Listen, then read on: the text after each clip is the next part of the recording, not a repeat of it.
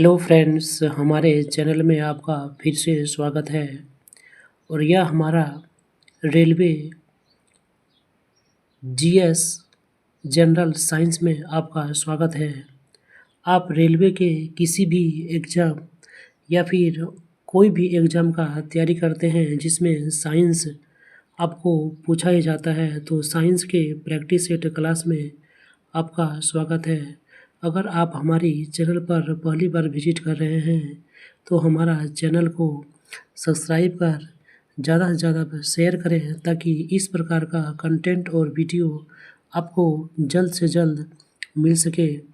यह हमारा next topic है कोशिका सिद्धांत, संरचना और कार्य, जो कि मेरा यह नेक्स्ट वीडियो है। आप प्रीवियस वीडियो देखना चाहते हैं तो हमारे प्लेलिस्ट पे जाते railway science previous year paper practice set में आप जो है देख सकते हैं। सारे प्लेलिस्ट आपका साइंस का बना हुआ है। तो चलिए क्लास की शुरुआत करते हैं। इस चैप्टर का मैंने 70 प्रश्न जो है ऑलरेडी प्रीवियस वीडियो में किया हुआ है, तो आज हम नेक्स्ट देखते हैं।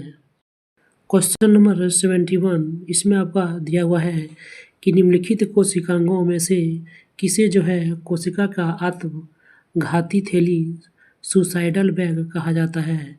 तो ऊपर के डिस्क्रिप्शन में आप भली भांति परिचित होंगे कि जो लाइसोसोम होता है, लाइसोसोम को ही आत्मघाती थैली कहा जाता है। लाइसोसोम की खोज की बात करें तो जो लाइसोसोम का खोज है आपका डी दिवे के द्वारा 1955 ईस्वी में किया जाता है। यह बहुत ही सूक्ष्म कोशिकांग है जो छोटी छोटी पुटिकाओं के रूप में पाए जाते हैं। इसके चारों तरफ एक पतली झिल्ली होती है।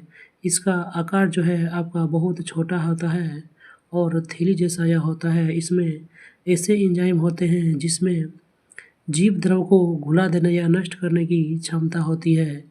कोशिकीय उपापचय में व्यवधान के कारण जब कोशिका क्षतिग्रस्त हो जाता है तो लाइसोसोम फट जाते हैं और इसमें मौजूद एंजाइम अपनी ही कोशिका को पाचित कर देता है और परिणामस्वरूप जो है कोशिका की मृत्यु हो जाती है। अतः इसे जो है आत्मघाती थैली कहा जाता है, सुसाइडल बैग कहा जाता है। किसे? तो लाइसोसोम को। नेक्स्ट देखते हैं कि लाइसोसोम किसके बने होते हैं। तो जो लाइसोसोम होता है आपका प्रोटीन से बना होता है। लाइसोसोम क्या बनाते हैं तो आपका प्रोटीन का संश्लेषण करता है राइबोसोम। राइबोसोम एक जटिल संरचना है जो सभी जीवित कोशिकाओं में पाए जाते हैं। कौन? तो राइबोसोम। और यह एक अंतःद्रव्यी जालिका से जुड़ा रहता है। ये हरित लवक, केंद्रक और माइटोकॉन्ड्रिया में भी पाया जाता है। तो आप देख सकते हैं कि राइबोसोम आपका कहाँ कहाँ पाया जाता है। तो हरित लवक में राइबोसोम पाया जाता है, वहीं केंद्रक में पाया जाता है और माइटोकॉन्ड्रिया में भी राइबोसोम पाया जाता है। राइबोसोम प्रोटीन संश्लेषण नामक प्रक्रिया को अमीनो एसिड से प्रोटीन बनाते हैं। तो जो राइबोसोम होता है तो राइबोसोम प्रोटीन का संश्लेषण जो प्रक्रिया करता है किससे करता है? तो एमिनो एसिड से वह अपना प्रोटीन बनाता है। नेक्स्ट देखते हैं कि प्रोटोप्लाज्म शब्द किसने गढ़ा था। तो जो प्रोटोप्लाज्म शब्द है इसका प्रतिपादन किसके द्वारा किया गया था? ऑप्शन नंबर बी आपका सही हो जाएगा। जो है जोहान्स पुरकिंजे ने प्रोटोप्लाज्म का जो है शब्द का गढ़ा था। तो प्रोटोप्लाज्म जिसे हम लोग हिंदी में जीव द्रव कहते हैं, इसका नामकरण पुरकिंजे के द्वारा 1839 ईस्वी में किया जाता है। और यह एक तरल गाढ़ा, रंगहीन, पारदर्शी, लसलसा और वजन युक्त पदार्थ है। जीव की सारी जैविक क्रियाएं इसी के द्वारा संपन्न होती है, इसीलिए इसे जीवन का भौतिक आधार कहा जाता है। और यह बहुत ही इम्पोर्टेंट आप इसे याद रखिएगा कि जीवन का भौतिक आधार किसे कहा जाता है। तो जीव द्रव को, यानी कि प्रोटोप्लाज्म को। और इसका खोज जो है जोहान्स पुरकिंजे द्वारा 1839 ईस्वी में किया जाता है।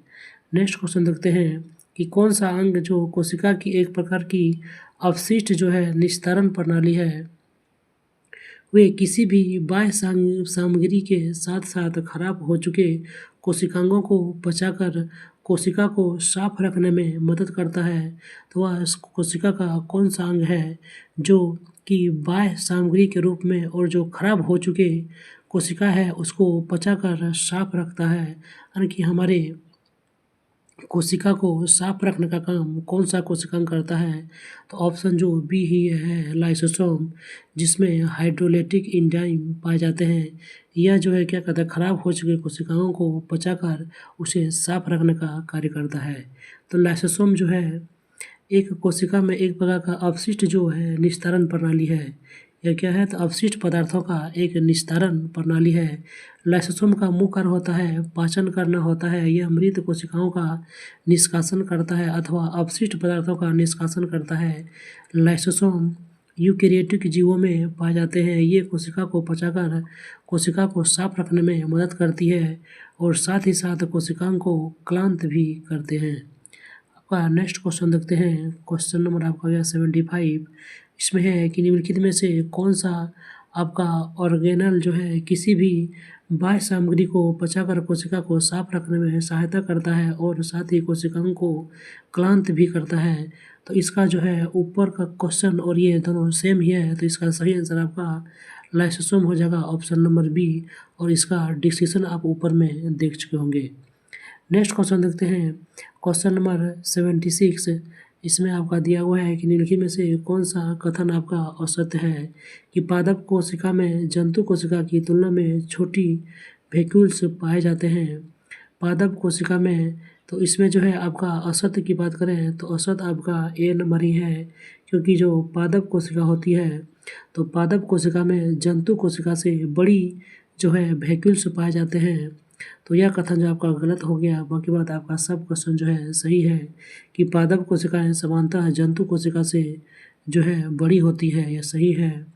जंतु कोशिका में लवक नहीं पाए जाते हैं, यह भी सही है क्योंकि यह पादप कोशिकाओं में पाई जाती है। पादप कोशिका की कोशिका भित्ति पाई जाती है जो कि आपका सेल्यूलोज का बना होता है, वहीं जंतु कोशिका में यह कोशिका भित्ति नहीं पाई जाती है, इसमें कोशिका झिल्ली पाई जाती है। दोनों में थोड़ा सा हम लोग अंतर में विभेद कर लेते हैं। तो चलिए देखते हैं कि यह है आपका पादप कोशिका, यह आपका जंतु कोशिका। आकार में पादप कोशिका जंतु कोशिका से बड़ी होती है, वहीं जंतु कोशिका प्रायः आकार में छोटी होती है, क्योंकि जंतु छोटे छोटे जीव होते हैं और पौधे बहुत बड़े बड़े होते हैं, तो इसमें कोशिका का आकार भी बड़ा बड़ा होता है।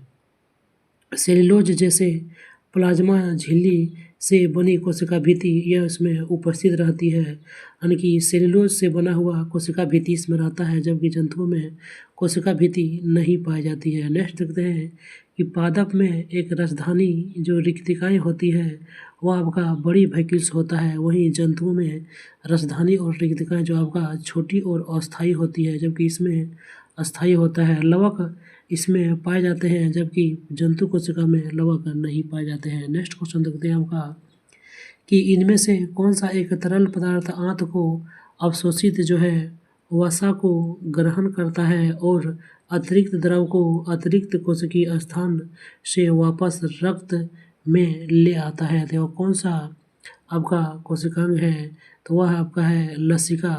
तो लसिका क्या करता है, तो लसिका जो है तरल पदार्थ के आंत से अवशोषित वसा को ग्रहण करता है और अतिरिक्त वसा को अतिरिक्त कोशिकीय स्थान में वापस रक्त में ले आता है। तो लसिका एक रंगहीन द्रव होता है जो कोशिका के चारों ओर एक पतली परत के रूप में विद्यमान रहती है। इस द्रव में विशिष्ट लिम्फोसाइट होते हैं जो शरीर की प्रतिरक्षा अनुक्रिया के लिए उत्तरदायी होती है। तो इसमें जो लसिका है, लसिका का मेन काम होता है प्रतिरक्षा, शरीर की प्रतिरक्षा करना।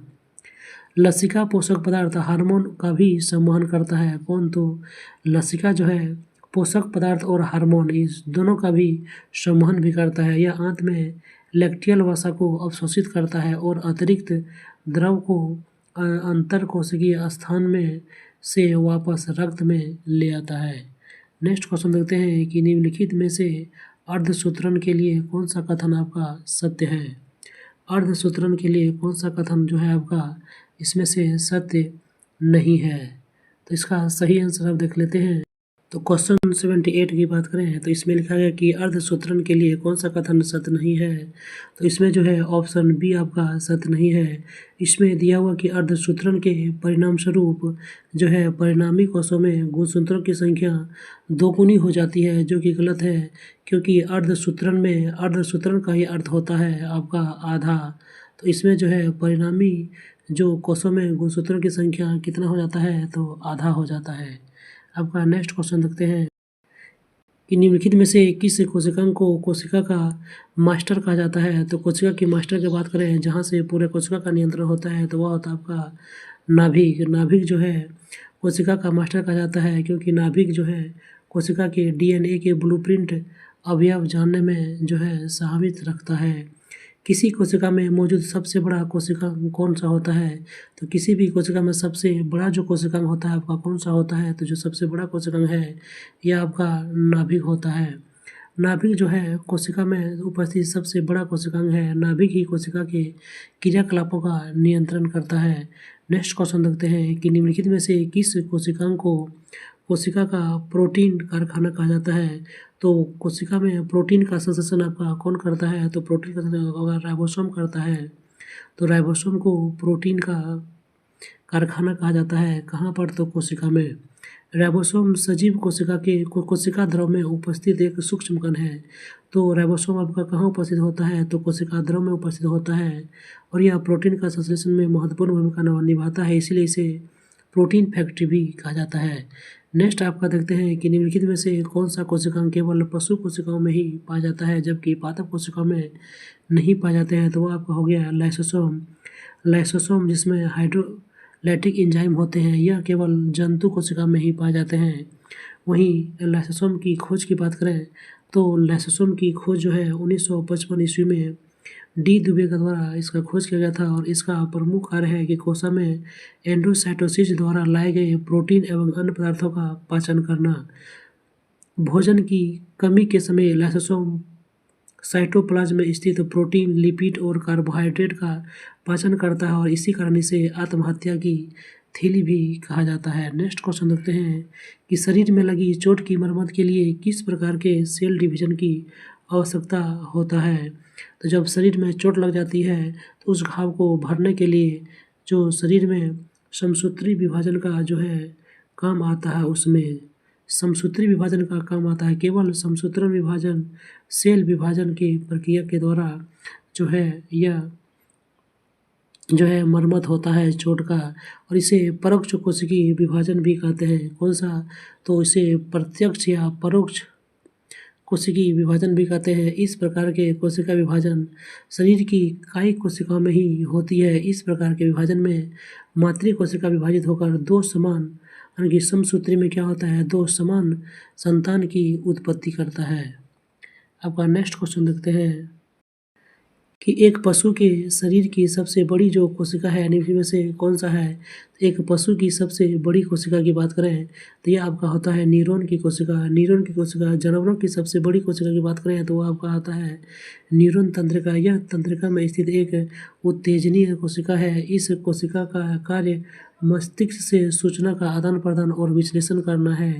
तंत्रिका कोशिका में जो है कोशिकीय विभाजन नहीं के बराबर यानी कि नहीं होता है। इसके नष्ट हो जाने पर दोबारा प्राप्त नहीं किया जा सकता है, किंतु इसे स्टेम कोशिका द्वारा ही प्राप्त किया जाता है। इसीलिए जो है तंत्रिका कोशिका का जो है विभाजन बहुत ही कम होता है। नेक्स्ट देखते हैं 85 कि निम्नलिखित में से कौन जो है एक कोशिका में अधिक मात्रा में होने वाले अणु हैं। तो एक कोशिका में अधिक मात्रा में जो है अणु किस में पाया जाता है, तो आपका जल की बात करें तो जल की एक कोशिका में सबसे अधिक मात्रा में अणु हैं। कोशिका जीवों के शरीर की रचनात्मक एवं क्रियात्मक इकाई होता है कौन, तो कोशिका जो है जीवों के रचनात्मक जो है मूलभूत रचनात्मक और क्रियात्मक इकाई है। कुछ सजीव जैसे जीवाणु के शरीर एक ही कोशिका से बने होते हैं, तो इसे हम लोग एक कोशिकी कहते हैं। जबकि कुछ सजीव मनुष्यों का शरीर अनेक कोशिकाओं से मिलकर बना होता है, इसे हम बहुकोशिकीय कहते हैं। और कोशिका के भीतर निम्नलिखित संरचनाएं आपका पाई जाती है। तो कोशिका के भीतर कौन कौन सी संरचनाएं आप देख लेते हैं। इसमें आपका केंद्रक है, केंद्रिका है, जीव द्रव है, और जीव द्रव को क्या कहा जाता है, जीवन की भौतिक आधार कहा जाता है। गोल्जिका है, कणाभ सूत्र, अंतर्द्रव्य जालिका, गुणसूत्र, राइबोसोम, सेंट्रोसोम, लवक, ये सब पाए जाते हैं। जबकि जीव द्रव की बात करें, जिसे जीवन का भौतिक आधार कहा जाता है, इसमें जो है जल की मात्रा आपका 80% होता है। वहीं प्रोटीन की बात करें तो प्रोटीन आपका 15% होता है, और वसा 3%, कार्बोहाइड्रेट 1% और अकार्बनिक लवण 1% तक होता है। नेक्स्ट देखते हैं कि कोशिका सिद्धांत निम्नलिखित में से किस पर लागू नहीं होता है। तो कोशिका सिद्धांत, जिसका जो है उत्पादन स्लाइडेन और स्वान ने किया था, यह किस कोशिका पर लागू नहीं होता है, किस जीव पर लागू नहीं होता है। तो यह आपका जो है विषाणु वायरस पर यह लागू नहीं होता है। तो स्लाइडेन एंड स्वान ने संयुक्त रूप से कोशिका सिद्धांत को प्रतिपादित किया था। इनका सिद्धांत यह बतलाने में असफल रहा है कि नई कोशिकाओं का निर्माण कैसे हुआ है। जो स्लाइडेन और स्वान ने जो कोशिका सिद्धांत दिया था, उसमें यह स्पष्ट नहीं हो पा रहा था कि जो है नई कोशिका का निर्माण कैसे हुआ है। पहली बार रुडोल्फ विर्चो, जो कि 1855 ईस्वी में इसे स्पष्ट किया कि कोशिका विभाजित होता है और नई कोशिकाओं का निर्माण पूर्व से हुई कोशिका विभाजन से होता है। तो यह जो है आपका बहुत ही कह सकते हैं कि इम्पोर्टेंट 2 पॉइंट है कि जो स्लाइडेन और स्वान ने कोशिका सिद्धांत दिया था, उसमें कौन सा एक असफल रह गया था। तो यह बताने में असफल रह गया कि जो नई कोशिका है, इसका निर्माण कैसे हुआ है। जबकि इसी को 1855 ईस्वी में पहली बार रुडोल्फ विर्चो ने इसे स्पष्ट कर दिया कि जो नई कोशिका है वह पुरानी कोशिका है से के विभाजन से ही नई कोशिका का निर्माण होता है। इन्होंने स्लाइडेन और स्वान की कल्पना को रूपांतरित कर एक नया कोशिकीय सिद्धांत का प्रतिपादन किया कि सभी जीव जो है कोशिका और कोशिका उत्पादन से बने होते हैं। सभी कोशिकाएं पूर्व में स्थित कोशिका से बनी होती है, और कोशिकीय जीव जैसे वायरस, वायरॉइड और प्रेषक प्रेषण पर कोशिका सिद्धांत लागू नहीं होता है। इस 3 जीवों पर जो है आपका कोशिका सिद्धांत लागू नहीं होता, इसे याद रखिएगा। वायरस, वायरॉइड और प्रेषण, इस 3 पर लागू नहीं होता है। आपका नेक्स्ट क्वेश्चन देखते हैं, क्वेश्चन नंबर 87। इसमें आपका दिया हुआ है कि जो है लाइसोसोम, डीएनए, माइटोकॉन्ड्रिया, इधर दिया पावर हाउस, गुणसूत्र और आत्महत्या की थैली। तो हम लोग जानते हैं कि आत्महत्या की थैली किसे कहते हैं, तो लाइसोसोम को कहते हैं। तो 1 का हो जाएगा आपका सी नंबर, 1 का सी आपका दोनों में है। वही देखते हैं कि जो कोशिका का पावर हाउस हम लोग माइटोकॉन्ड्रिया को कहते हैं, तो 3 का ए होना चाहिए। तो 3 का आपका ए आपका बी में है, तो बी आपका जो है सही आंसर हो जाएगा। आपका नेक्स्ट क्वेश्चन देखते हैं कि कोशिका फंक्शनल क्रियाओं का नियंत्रण कौन करता है। तो कोशिका के का कार्यात्मक जो क्रिया है उसका नियंत्रण कौन करता है। तो उसका नियंत्रण नाभिक अनकी केंद्रक के द्वारा किया जाता है, और यही कोशिका का सबसे बड़ा अंग भी है। तो जो कोशिका होता है, यह कार्यात्मक नियंत्रण जो सभी क्रिया होता है, इसका नियंत्रण केंद्रक करता है। और कोशिका केंद्रक में कोशिका के अधिकांश आनुवंशिक पदार्थ होते हैं जो क्रोमोसोम बनाने के लिए हिस्टोन जैसे प्रोटीन की एक विशाल विविधता के साथ एक लंबे रेखिक डीएनए अणुओं के रूप में संगठित होते हैं। इन गुणसूत्रों के भीतर जीन कोशिका के परमाणु जीनोम है, और कोशिका फंक्शन को बढ़ावा देने के लिए इस तरह का संरक्षित है कि नाभिक जीन की अखंडता को बनाए रखता है। नाभिक क्या करता है, तो जो जीन है इसकी अखंडता को बनाए रखता है, और जीन की अभिव्यक्ति को नियंत्रित करके कोशिका की गतिविधियों का नियंत्रण करता है। इसीलिए नाभिक जो है वह सेल का नियंत्रण केंद्र भी है। यानी कोशिका का नियंत्रण केंद्र की कौन है, तो जो कोशिका का नियंत्रण केंद्र है वह आपका नाभिक अनकी केंद्रक है। नेक्स्ट क्वेश्चन देखते हैं कि सूत्री विभाजन के चरण का नाम बताइए, जिसके दौरान जो है विभाजित सेल के गुणसूत्र मध्य रेखा पर स्थित होता है। तो जब विभाजित सेल का गुणसूत्र एक मध्य रेखा पर स्थित होता है, तो उसको हम लोग मेटाफेज के नाम से जानते हैं। किसके नाम से, तो मेटाफेज के नाम से। वहीं जो है सूत्री विभाजन जो है जनन कोशिका में के अतिरिक्त जो है जनन कोशिका के अतिरिक्त सभी जीवों की कायिक कोशिकाओं में आपका सोमेटिक कोशिकाओं में होता है, और सूत्री विभाजन की प्रक्रिया के अंतर्गत मुख्यतः एक कोशिकीय जीवधारियों का जनन होता है। तो यहाँ हम सूत्री विभाजन की बात करें तो सूत्री विभाजन आपका किस में होता है, तो सूत्री विभाजन की बात करें तो सूत्री विभाजन आपका कि जनन कोशिका की जर्म सेल इसको छोड़कर बाकी सभी जीवों में, जो कि मुख्यतः या एक कोशिकीय जीवों में होता है सूत्री विभाजन। वहीं बहुकोशिकीय जीवधारियों में वृद्धि होती है और जीवधारियों में सूत्री विभाजन की प्रक्रिया नियंत्रण चलती रहती है। पौधों में सूत्री विभाजन मुख्यतः विभोजक कोशिकाओं में होता है, यानी कि मेरिस्टेमेटिक सेल में आपका सूत्री विभाजन होता है और ये कोशिकाएं जड़, तने और शीर्ष में स्थित होती है। वहीं सूत्री विभाजन प्रक्रिया में मेटाफेज के दौरान विभाजित जो सेल होता है आपका मध्य रेखा पर स्थित होता है। तो किसमें, तो आपका जो है सूत्री विभाजन जो है, सूत्री विभाजन प्रक्रिया के दौरान जो मेटाफेज जो चरण है, इसी के दौरान कोशिका विभाजन के जो गुणसूत्र है आपका मध्य रेखा इक्वेटोरियल प्लेट पर स्थित होता है सूत्री विभाजन में। तो चलिए आज का जो है टॉपिक यहीं पे समाप्त होता है। अगले टॉपिक में हम लोग पादप जो कोशिका है, पादप कोशिका से संबंधित जितने भी प्रश्न रेलवे के द्वारा पूछे गए हैं, तो रेलवे के द्वारा जितने भी प्रश्न अभी तक पूछे गए हैं पादप कोशिका के सभी प्रश्नों को हम लोग नेक्स्ट टॉपिक में कवर करेंगे। तो मिलते हैं एक नेक्स्ट वीडियो में। तब तक अगर आप हमारे चैनल पर पहली बार विजिट किए हैं तो हमारा चैनल को सब्सक्राइब कर एक लाइक ज़रूर करें, ताकि इस प्रकार का कंटेंट और वीडियो आपको जल्द प्रोवाइड हो सके। मिलते हैं एक नेक्स्ट टॉपिक के साथ, तब तक के लिए जय हिंद।